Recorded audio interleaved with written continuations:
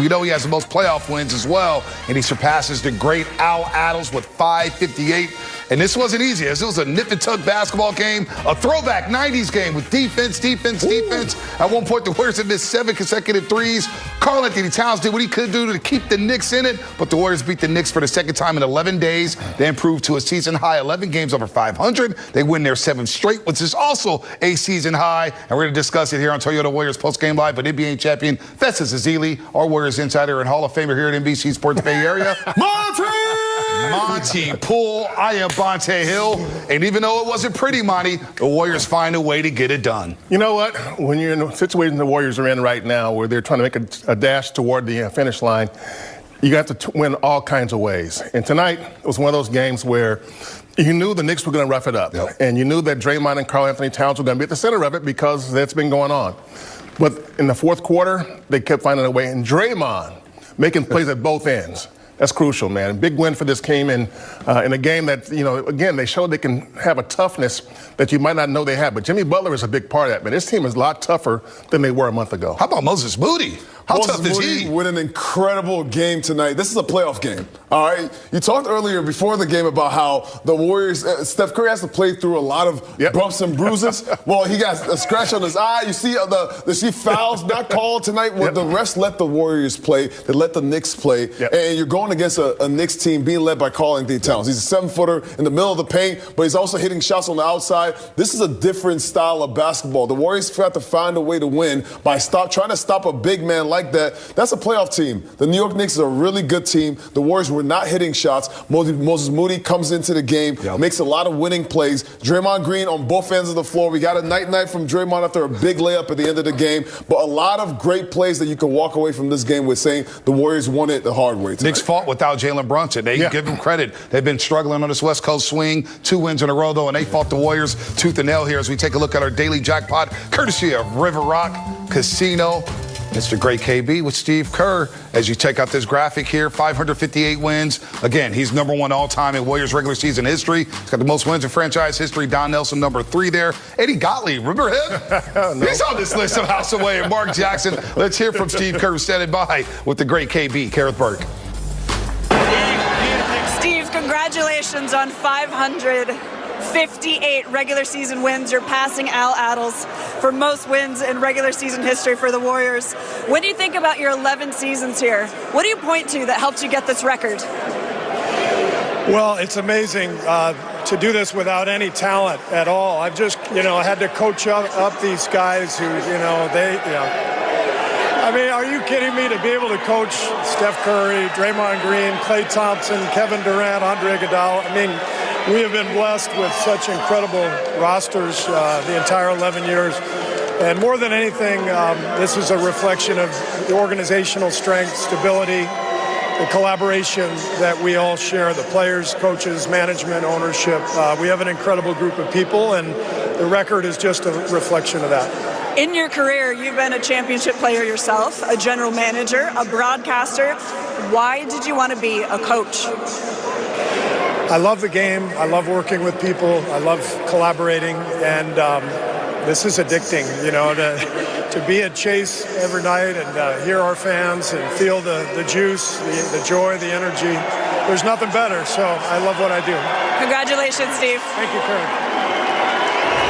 Good stuff right there from Steve Kerr, Gareth Burke, of course, and this game was back and forth. And Steve Kerr, he'll be able to celebrate a little bit tonight, but let's pick up the crunch time tape because this game was fascinating. He had playoff-like intensity in his game. We pick up the tape in the fourth quarter with about 5 minutes and change left. And Karl-Anthony Towns at one point, as he fell, scored 11 straight points for the New York Knicks to get him back into this game. That wasn't Karl-Anthony Towns. That was the big bodega right there. He was getting it from everywhere. The three-point line, this was a personal game, it felt like, because he was getting to the rim. He was going through physical plays, getting to the three-point line. Him versus Draymond was must-watch basketball, Vance Bonte. No doubt about that. 88-88. Look at Moses Moody with the tough move against Mikal Bridges, who's known for his defense as well. Moses Moody, we'll get to him a little bit later, but the defense from the Golden State Warriors tonight in the half court, they were everywhere. They didn't let the Knicks breathe there in the fourth quarter. Now the Warriors up 4. Draymond Green with his own version of night-night. You don't let him get to the rim like that. You foul him, make him go to the free throw line. It wasn't just a layup either. It was a layup on Cat's defense. You know, that's a part about it. This is my favorite part right here. He's doing the night-night, and he's running back, and he high-fives. This is a multitasking right there. And of course, he looks over at the Knicks bench there, and it was personal between Karl-Anthony Towns and Draymond Green, man. Karl-Anthony Towns brought it tonight. Yes, he did. Played big. The big bodega, as you said, Cat Mandu was balling out there, but Draymond Green gets the last laugh. Yeah, I mean, Cat won the battle, but Draymond won the war. Yeah. You know, if you know Draymond, that's what he worried about. He doesn't care about the individual stuff. Give me the victory every single time. He got it tonight, and it was his kind of game, too, because in this fourth quarter, man, the defense is amped up on both teams. And the Warriors made the plays when they had to make plays. And it was like not just one or two guys. I mean, it was team defense. There were a couple of times when there were 3 or 4 guys getting their hands on balls in the paint. I mean, this was a scramble game. And the Warriors, again, it showed a lot of heart to play a game like this and pull it out in the end because, again, you know, Cat had it rolling. Yeah, just win a game without scoring 100 points is very impressive. But let's look at the wall, fellas, as we check out the game within the game, Fezzy Fell. And you love this stuff. The game within the game between Cat Mandu, the big bodega, and Draymond Green. Well, the physicality is the thing that you can point out if you talk about the game tonight. But Draymond Green outmatched size-wise. Yes. Karl-Anthony 5 Towns, inches difference. Yeah. 5 inches taller. And you see that? He's soft. He's letting everybody know he's soft. Listen, Draymond's going to talk that talk, okay?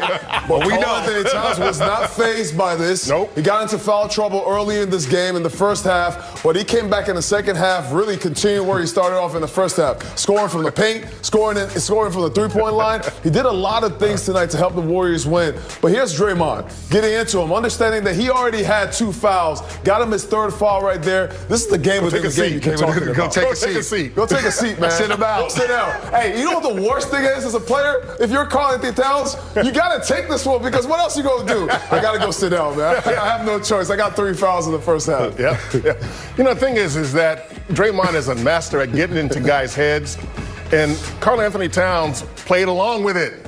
You know, I mean, before all the talk before between Draymond between what Draymond said and Karl saying, I'm going to take the high road here. And then in the game, he kind of got caught in the back and forth. Draymond's going to win that battle almost every single time. So that's not a game you want to play with him. And tonight, again, Karl got his points. He balled out. Yeah, he played really well.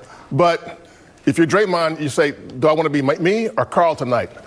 I like what he did. I mean, yeah. You want to be in the locker room that's won 7 games in a row, a season high, and 7 in a row at home, and improving to 4-0 in a 7-game homestand before a monster back-to-back Monday, Tuesday against Denver and Milwaukee. But Stephen Curry, can't talk enough about him. He got scratched, he got bruised, he's got a little welt under his eye. It was physical out there at Chase Center tonight, but Stephen Curry scored 12 of his 28 in the third quarter. That was a pivotal third quarter when the Warriors were going to run 11-2. They go out 9 and kind of take a little control of this basketball game and have just enough breather room. But 4-13, not the most efficient night for the chef, but he still finishes with 28-7-5. Yeah, Bonte, this is one of those nights where, you know, you're getting pulled, you're getting fouled each play, and you have to find a way to adjust. Steph Curry was doing a lot of damage on the inside. In the third quarter, he explodes. He goes for 12 points in the third quarter, and that only came because the Warriors are now figuring out how to attack defenses. And a game like this, the New York Knicks, yes, they're 15th in the NBA in defense, right, with defensive rating. But tonight, they really showed up. They showed that small ball lineup. They showed a lot of force. They came out. This is the last game on the road trip. So they came out and put everything out into the game. I love the fact that Steph, in the second half, adjusted to Miles McBride. He was doing a great job on Steph, fighting over screens. He was there every possession. But in the second half, Steph adjusted. He was able to get the shots that he wanted, coming off of screens, doing exactly what he wanted, getting whatever matchup he wanted in the second half. And they needed every one of those points from Steph. That's what he does. That's what Steph does. I mean, you watch Steph, and if he has a slow quarter or even a slow half, just wait. Because 99% of the time, he's going to come back and show you something that you maybe didn't see in that first part and usually ends up coming on top. So I'm not surprised that he made the adjustment because he thinks about these things as they're happening in real time. So, but you look at the way the Knicks, like you said, the Knicks defense has not been great this year, but they do play a physical style of defense, you know. And tonight, you know, in the fourth quarter, I'm thinking the Warriors should be able to outlast these guys because the Stars have played some heavy minutes, typical for the Knicks. But they stayed with it. They are a tough team, too.